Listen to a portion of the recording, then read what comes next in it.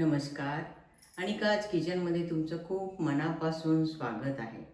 आज अनिकाज किचनमध्ये टेस्टी अशी एक डिश बनवूया. तर चला मग अनिकाज किचनमध्ये. मस्त टेस्टी असं हे खरबुजाचं ड्रिंक तुम्ही पाहू शकता. खूप छान टेस्टी तर आहेच.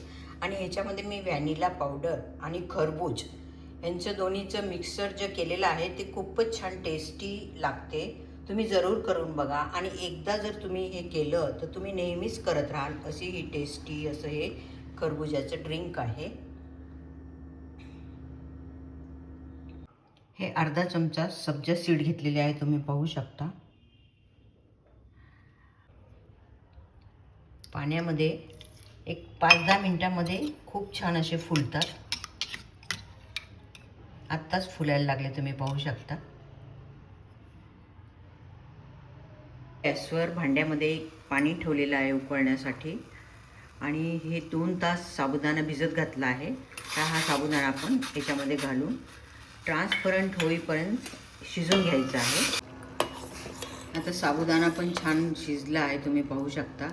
आपण ह्याला गाळून घ्यायचं आणि थंड करण्यासाठी ठेवायचं आहे. आता गॅस बंद करून घ्यायचा. खरबूज आहे, याचे बी काढून याचे असे मोठे तुकडे करून घेतले आहे. ह्याला मिक्सरमध्ये टाकून प्युरी बनवून घ्यायची आहे.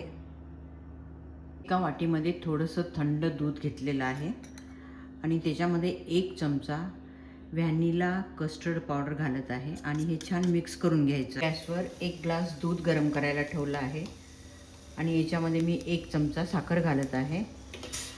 तुम्ही तुमच्या आवडीनुसार साखर कमी जास्त करू शकता. नंतर ह्याच्यामध्ये जे कस्टर्ड पावडर आपण मिक्स करून घेतलं होतं ते ह्याच्यामध्ये हळूहळू घालायचं आणि सतत ढवळत राहायचं, म्हणजे गुठळ्या नाही होणार. आणि याला एक उकळी येईपर्यंत शिजवायचं. आता हे शिजत आहे, तुम्ही पाहू शकता.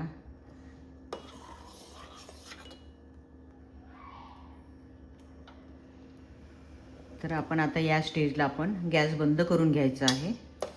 हे असं इतपत घट्ट झालेलं आहे आणि थोड्या वेळ याची वाफ जाईपर्यंत आपण याला असं ढवळून घ्यायचं, म्हणजे याच्यावर साय जमणार नाही.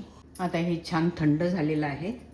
ते ह्याच्यामध्ये आपण 1 चमचा हे सब्जा सीड आहे, भिजत घातले होते, ते 1 चमचा घालून घ्यायचा. आणि साबुदाणा जो शिजून घेतला होता हा साबुदाणा याच्यामध्ये घालून घ्यायचा.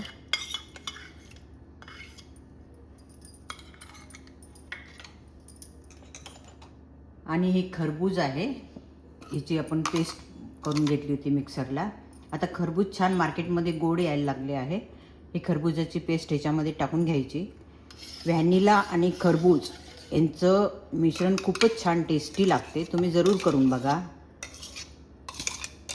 आणि तुम्हाला माझ्या अशा युनिक रेसिपी आवडत असेल तर जरूर लाईक, शेअर, सबस्क्राईब करा. सबस्क्राईब केल्यानंतर समोर बेल आयकॉन दाबा, म्हणजे नवीन रेसिपी अपलोड झाल्यानंतर तुम्हाला लगेचच नोटिफिकेशन मिळेल. किती मस्त असा कलर आलेला आहे, तुम्ही बघू शकता. नंतर हे खरबुजाचे मी असे छोटे छोटे तुकडे करून घेतले होते, हे पण याच्यामध्ये घालून घेऊ. वा, किती मस्त झालं आहे.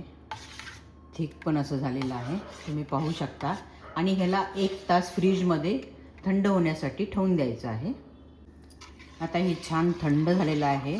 आपण आता हे सर्व करायला घेऊ. 1 ग्लास घेतला आहे आणि ह्या ग्लासमध्ये हे टाकून घेऊ.